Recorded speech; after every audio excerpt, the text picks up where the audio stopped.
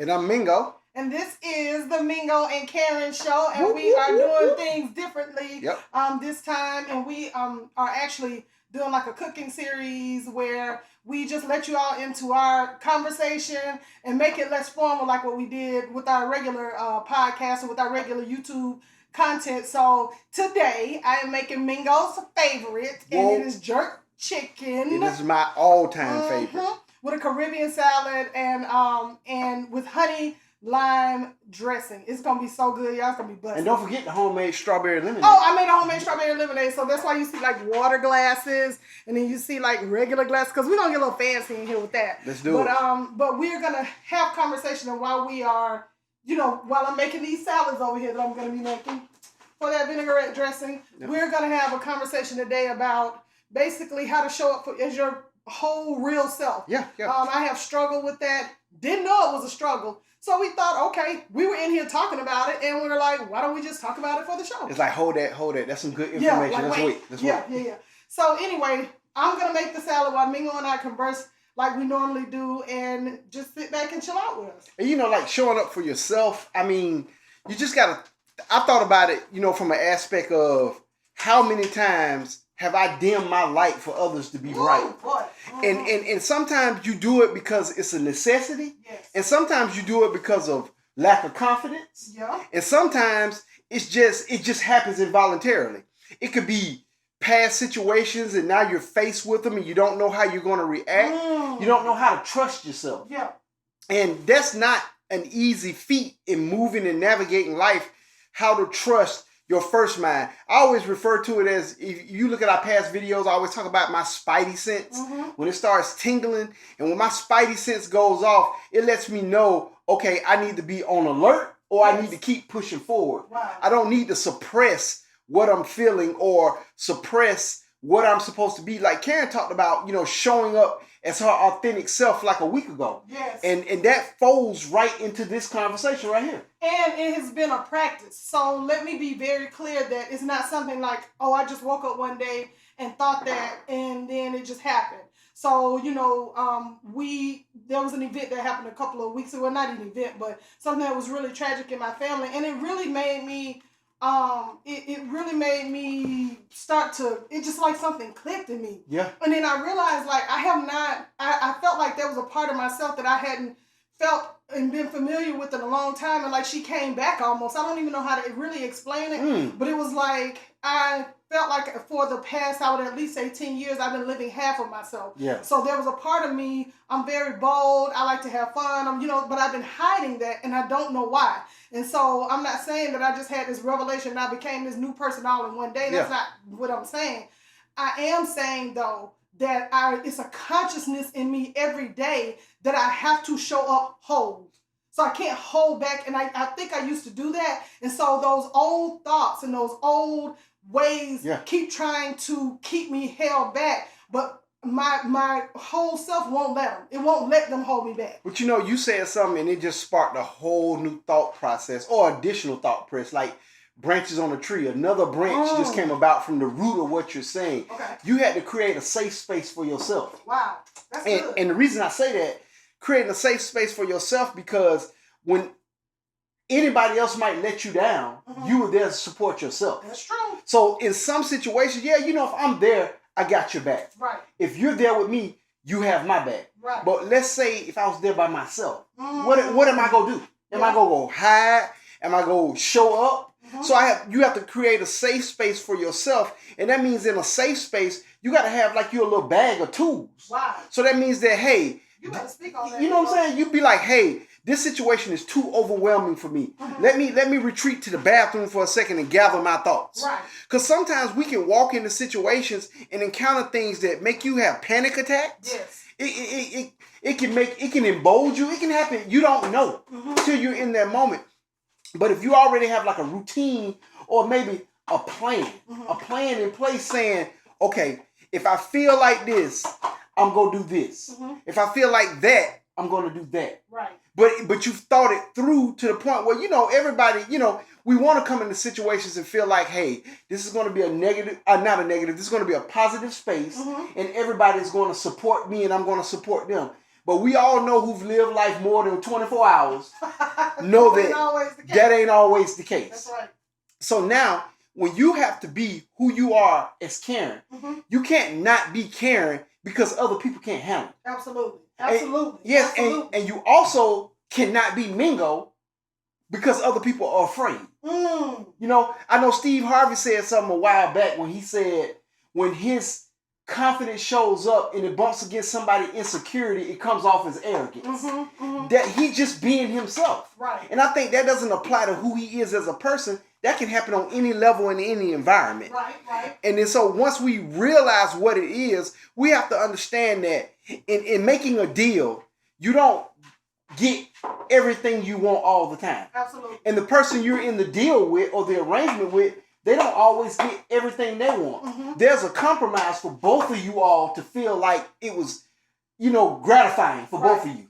And it was well worth it and it was balanced. Yeah, absolutely. And the thing, I had never heard really, I wasn't taught to necessarily follow my first mind. Yeah. And I didn't hear that until I met you. Yeah. And that's when I realized, like, okay, wait a minute now, for people like me, what does that mean? Yeah. And your first mind is really your instincts. Your instincts guide you. They're inside of you. They are you. And it's telling you there's a difference between like a fear of, oh my God, I'm scared of something. Yeah. And a healthy fear of, I don't really need to go that direction. And so or I don't need to, or if I'm making a decision, I might not need to make the decision that way or for that reason. Yeah. And I'm learning how to trust myself enough to process what my first mind is telling me. Yeah. See, the half me that has been showing up in my life only showed up based on not my full instincts because I didn't trust it. Yeah.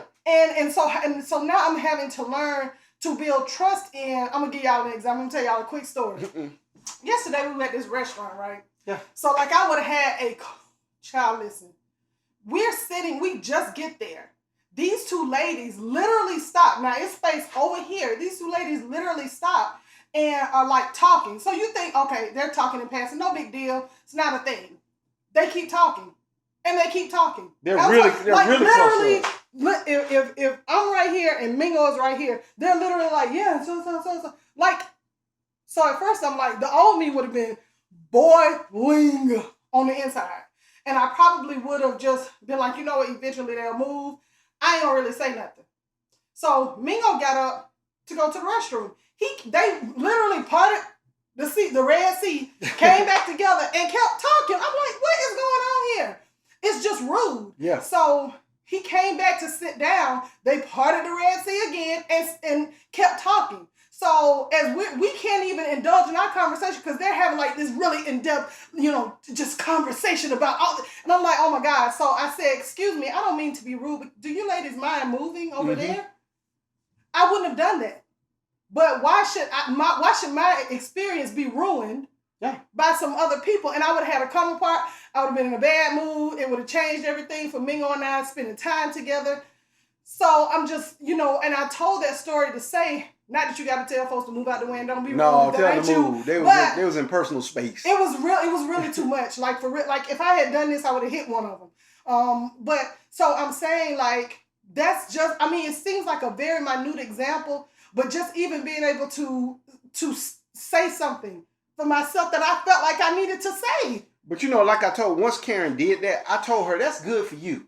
Yeah, that's good for you that you had a reaction to what they were doing. You applied an action. Yes. You dealt with it. They moved. And then you was able to come down from it and enjoy the rest of your day. Yes. So many times, because we don't create safe spaces and tools to help us in different situations, that we tarnish a moment. Any moment that we have to spend together. Any moment that we have to spend together, that's precious to me. So I thought me getting up, going to the bathroom, asking them to move. When I came back, I just knew they would be gone, but they were not. And, so like Karyn said, they split the sea and let me sit down and kept on talking. Yeah. And then it makes you realize this wasn't a teachable moment. This was a moment I need you to do what I'm saying. This was an instructional moment. Yes. It's a whole restaurant. Y'all can go talk up there by the bar. They could have talked at her table because it was a server. It was a server and a patron. Y'all can talk outside, y'all whatever y'all do, but y'all not finna talk right here to the point where I can't have a conversation with my wife because y'all conversation is so loud and so close. But what we start realizing is when you start being present for yourself and understanding that I deserve to be here. Yes. In just that simple example, you deserve the right to enjoy your experience. That's right. You like the restaurant. The food was amazing. Yes. And we're not going to let something that you didn't know was going to happen or something out of your control. What happens is when we try to control things that we can't control, we lose control. Oh. You see what I'm saying? And we lose control because we can't control it. Yeah. It's not, life is not meant like that. Yeah. I'm a whole individual. Karyn is a whole individual. I can't control what she does. Yeah. I can create an action and hope for a certain reaction, but I cannot control her reaction. Yes. So we have to stop trying to control what's uncontrollable. Wow. Something that's not meant to be controlled, that's why it's deemed uncontrollable. You know, until growth happens or change happens or the other person on the other side of that situation changes, it will never change. Wow, wow, wow. That right there alone just makes me, it touched me so much because it's just true. I mean, it's just true. I don't even really know if I can even elaborate any further on that because what you said is really, you just really dropped the mic with that one. And that's one of the moment of silence thing. We did that. Okay. We good. We had to get y'all one in this way, okay? But it that was really powerful, and I think what it makes me understand that I do is that I show up every day. I think it's a multitude of things for me right now. I think from, you know, the weight loss journey or the health journey, I'm going to call it, because I kept telling y'all I'm changing my life in 90 days. In the positive, baby. Everything that I want, I will have. That's what I believe. Absolutely. And I'm starting to see so many things come to fruition that I have been wanting, that I have wished for. Our relationship is great, but it has gotten even better simply because I see myself differently, so I behave in life differently. I show up differently. And I think that's important. I don't know if as women, men, whatever whatever your occupation is, I'm not sure that we really have shown up for ourselves. Yeah. And why we are so frustrated and why we have so many, just issues around how we function in life, because I've really kind of just been going with the flow. Yeah. And I think I told you before, I've been stuck since, for those of you who don't know, we're in real estate. So when the market, we drinking water, by the way, but when there was when the market crashed in the early 2000s, we actually lost everything. Oh, yeah. I think I have been stuck in failure mode. I think I have been stuck in being stuck. Yeah. And we talk about that a lot, but it's not until I've shown up that I realize that my actions could be more, that I could actually do more, that I could actually change the trajectory of my life. When I think back on how I thought just a month ago, how limited my thinking was, so my life was limited. And so showing up for my full self now, I don't feel like I need to suppress or hold me back so that I can be in a room with other people. That ain't my problem. It ain't my business. How I show up is how I need to show up for me. You sparked, you here again, you said something that made me think another branch on this tree. We started with a root. We had one branch. Here's the second branch. Okay. You said you realized from that trauma of real estate collapsing, because we were both in it full time, you were stuck. Yes. Most people do not know how to get unstuck. Ain't that the truth? So that's why years later, you're still feeling like you're stuck. Yes. Or not you at the moment, but whoever.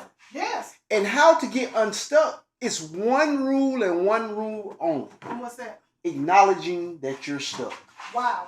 See, that's what happens. We're stuck in a place and we're like, oh, I ain't going to say that. I'm not going to put that in the universe. But your actions show you're stuck.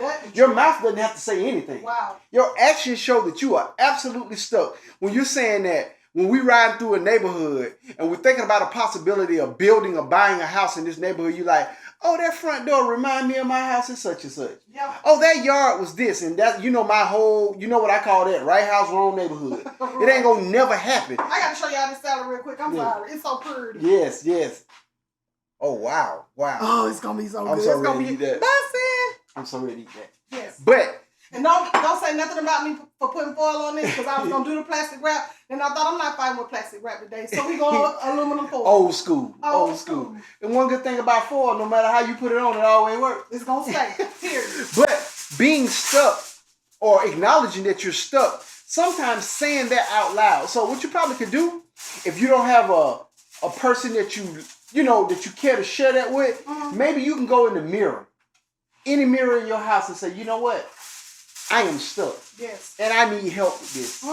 And you'll realize maybe you can help yourself, or then you might realize you might need outside help. Man, that's good. Because being stuck holds you back from the greatness that you have to give. Karyn talked about this format of us doing the podcast and cooking food for a long time. Yeah. This is not like some quick thing that just happened. This has been going on for a minute. And then she said, you know what? Let's just do it. And if it works, it works. If it don't work, we can go back to the old format. Well, it has received great reception. Yes. And we're excited about it because things we love to do is communicate with one another. We love to eat together, and we love sharing information. Yes. So I commend you on saying, you know what? I'm stuck. I don't really know why I'm stuck. I don't know how to get out of being stuck. Yes. But I do know I don't want to be stuck. Yeah. That I don't. And for me too,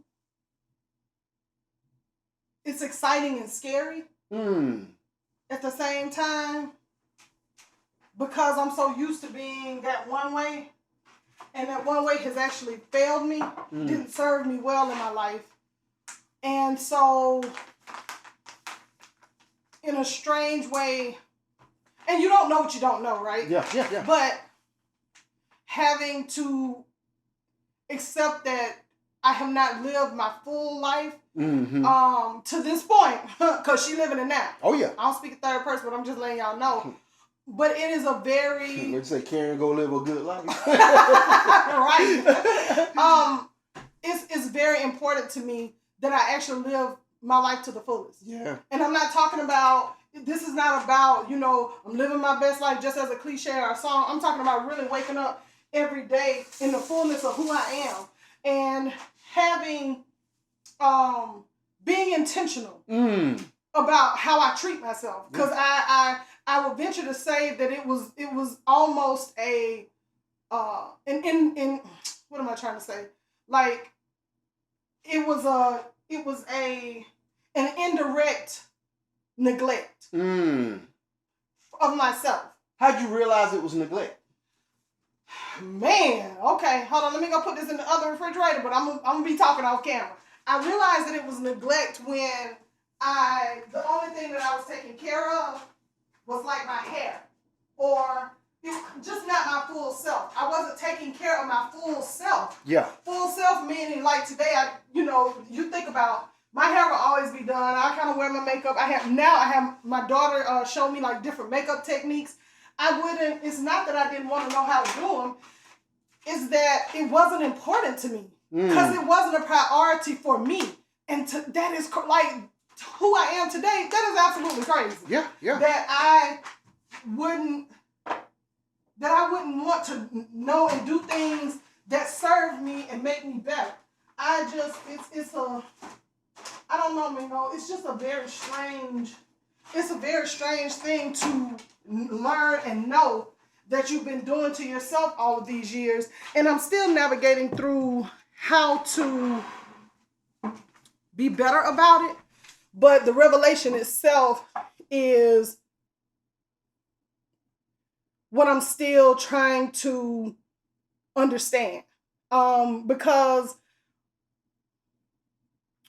I don't know, it's like the whole struggle of it. For example, with I always smell good, but it's just certain things that are just gonna be me anyway. Yeah. But thank you. It's an extra effort that I didn't put forth. But it's good you're navigating through those thoughts, because thoughts can become actions. And that can be action or inaction. Right. And in your case, some things like your hair. your look, your overall presentation, your smell, that's involuntary. Yeah. You don't have to think about it because that's a part of your normal routine. True. But to do a little bit something a little bit more, you run into that roadblock, and anybody can run into that roadblock of, well, why am I doing that? I'm just running to the store. Or why am I doing that? It's only this type of event. Yeah. Why should I do that? Because they ain't gonna do it. Yeah. And then once you eliminate all that, you say, you know why I'm doing it? Because I'm doing this for me. Because I want to look like this. Oh, that I made me feel like this. And you know the problem? I think to me, just me wasn't enough. So why would I show up for me? I was always showing up for everybody else because I thought that was the way I was supposed to love on people and give of myself, but I never did that for myself. And so it is something now that is very intentional for me. It's very important to me. And it's something that I need to do. And I just encourage you all to do the same thing. This is a work in progress. So I don't have all of the answers, but this is the conversation that I wanted to have with Mingo. So I thought we might as well have it together because it could help somebody, you know? But look at life like water. Water never stands still. Yeah. Even in a lake, it moves. Yeah, that's true. That's true. That's how you got to look at life. Yeah. It has to flow. And when you cease to flow, you cease to exist. That's right. Because as you tell yourself these things, your first thought may not create an action that day. Yeah. But eventually, it should create an action. Like you saying, you know what? I put my makeup on a certain way, but I had a discussion with my daughter, and she do a few techniques a little bit different than me. And I kind of want that look for this moment. So I'm going to ask her how to do it. Yeah. So she told you how to do it, showed you how to do it, and now you apply that. That's something that simple.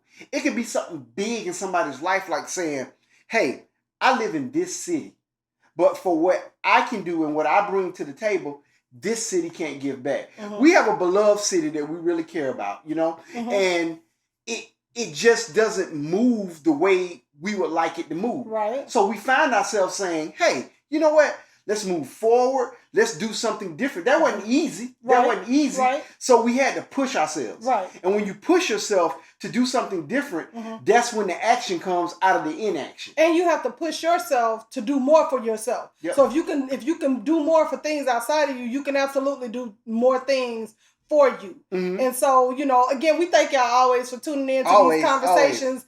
And we will come back and show y'all the food later on. We will. And because I got 14 more minutes left on this chicken. And but we thank you all so much for tuning in, and we wish you happy relationship building. Happy relationship building.